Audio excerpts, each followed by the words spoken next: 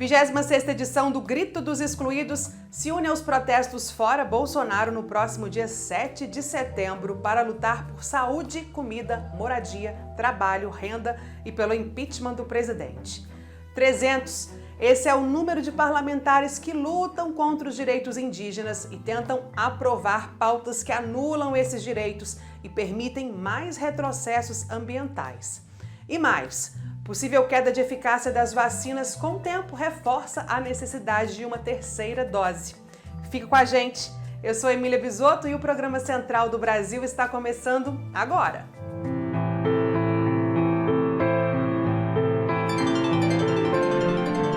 Central do Brasil.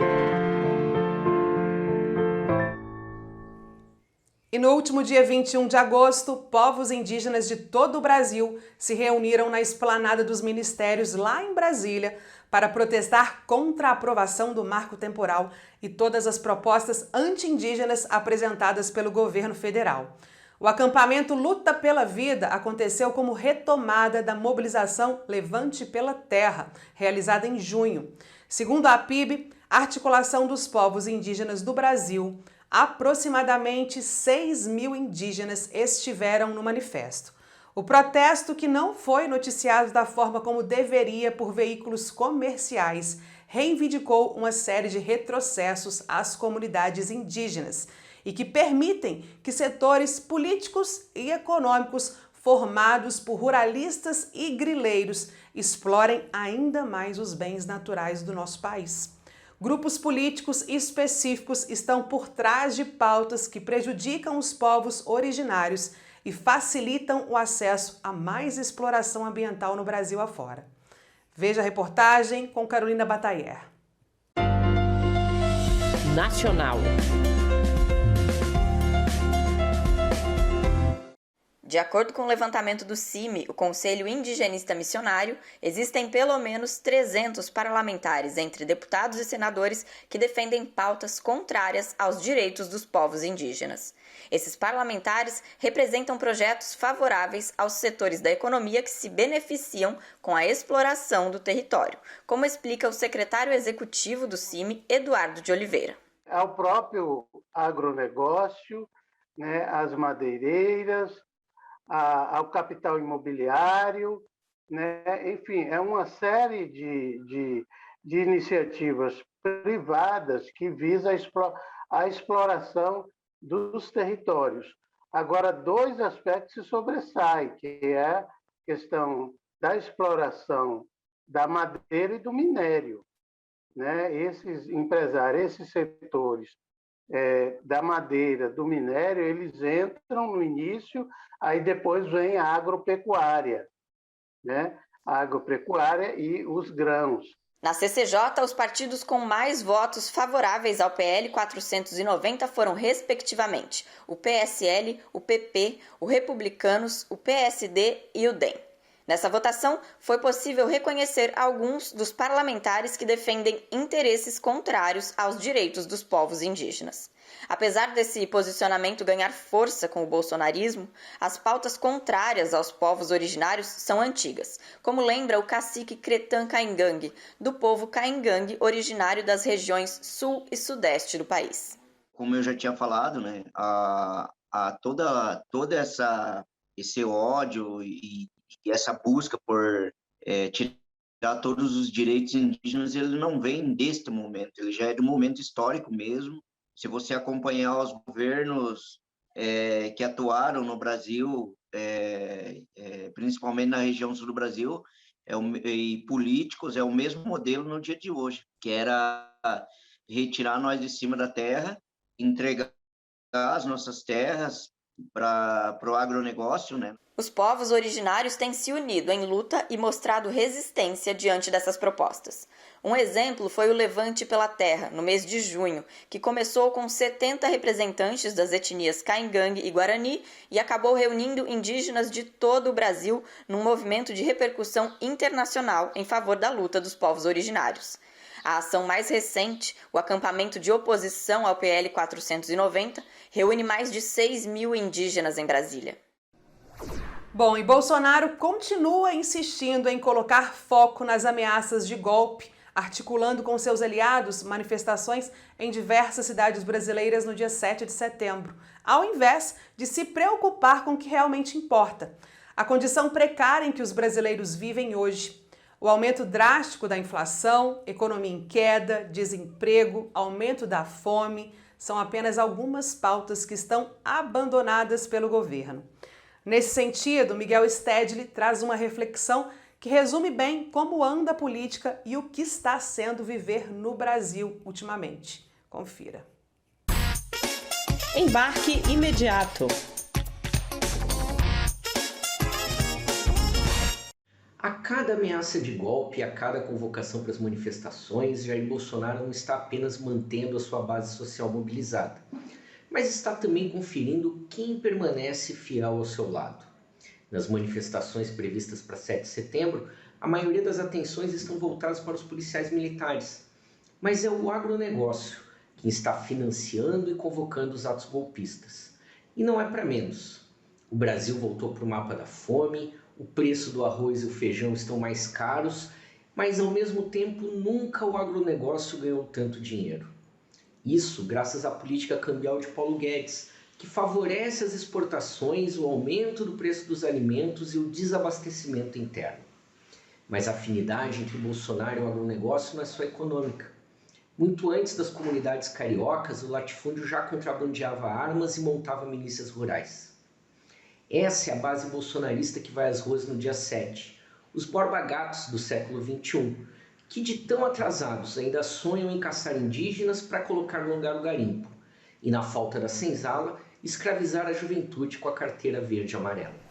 O Grito dos Excluídos, mobilização que acontece desde 1995, no dia 7 de setembro, já está programado para acontecer na terça-feira da semana que vem.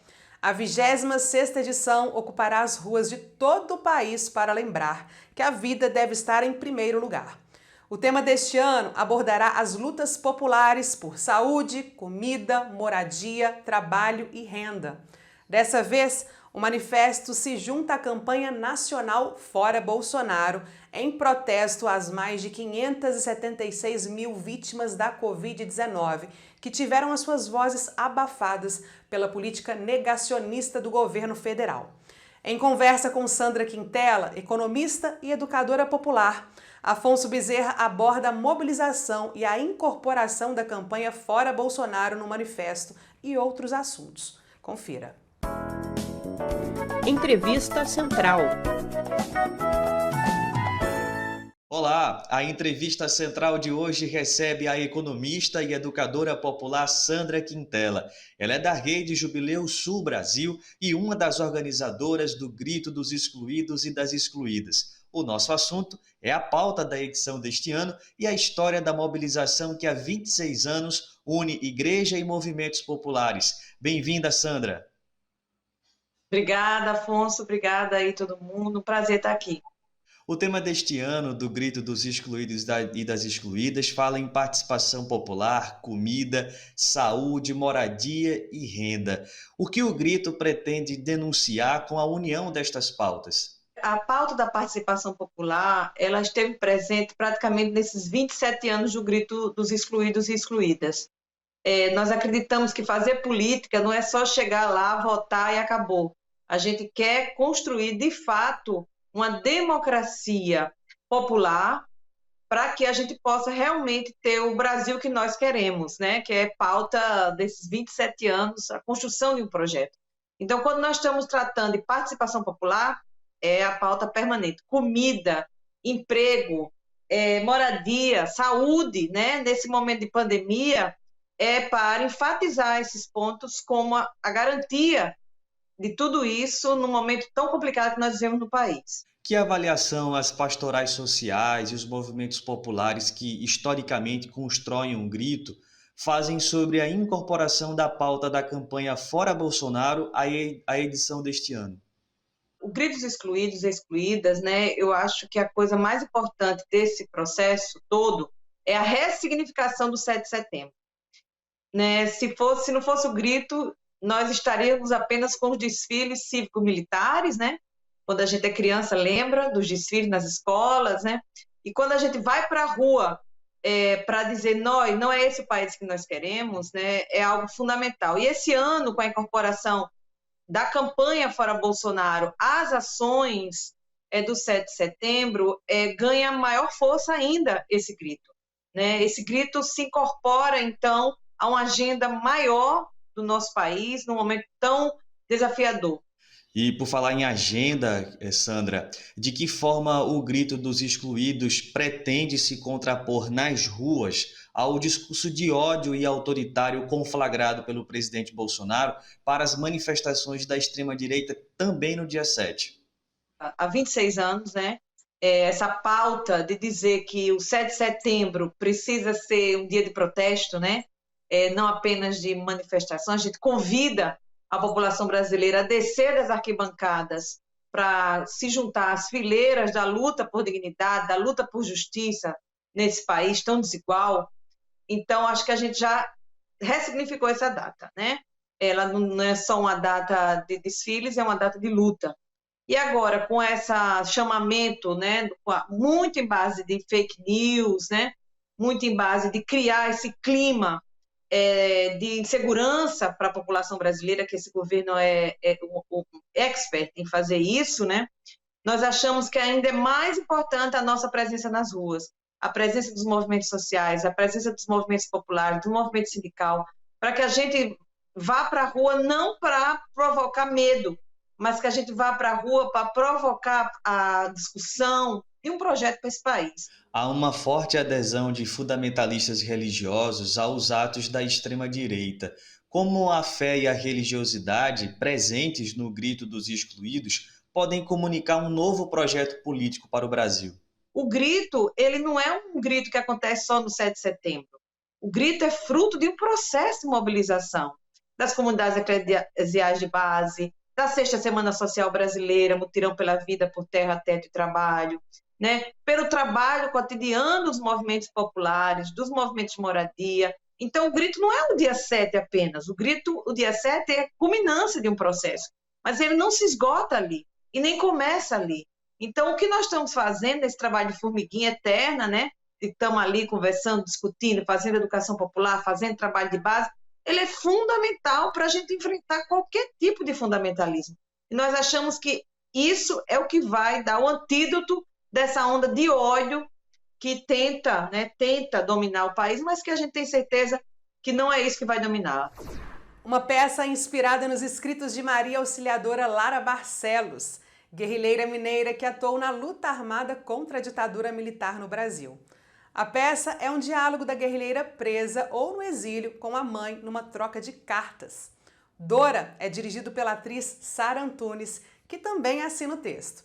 Para quem ainda não viu, corre que ainda dá tempo. Acontecerão mais 2 apresentações nos dias 2 e 3 de setembro. Confira.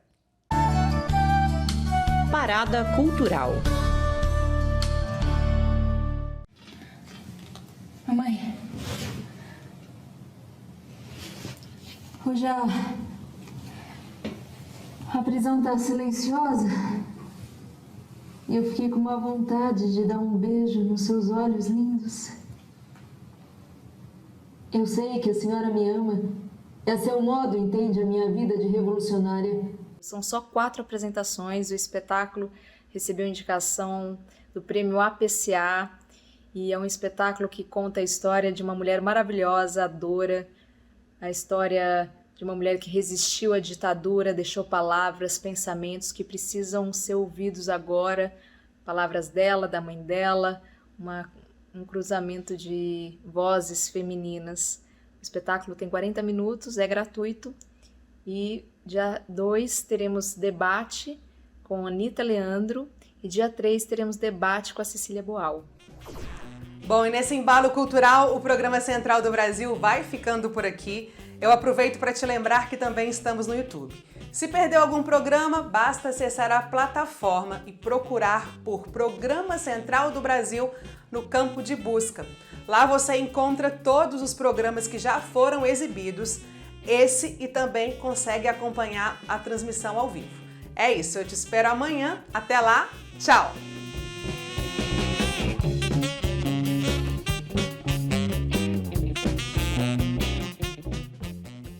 Central do Brasil, a rede de comunicação dos movimentos populares.